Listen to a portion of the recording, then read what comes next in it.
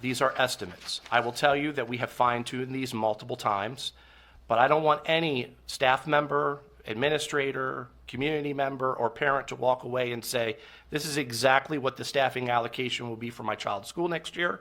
It very well may, but it also may not. We will continue to work to find efficiencies and implement any strategy to improve what we're planning. In reality, it may be it, but these, again, are estimates and projections. And again, they could change over time.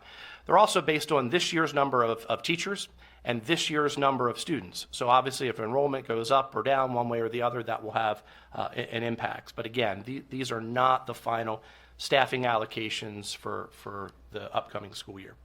This is the first slide where I want to just, and we've shared this before, but I will tell you, this has been updated since the last iteration. So some of the schools, especially when we were able to code the overages in special education to compensatory education, we were able to improve the ratio slightly.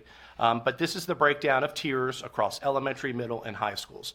I will point out for Winters Mill High School, that is an error, and I'll correct that. It should be 36% for the comp ed percentage there, but I'll update that for tomorrow when this is posted for the community. This also reflects, so that some schools may have changed a tier, this also reflects updated enrollment data. And so when the work group was meeting, we still had last year's data as the most recent state certified.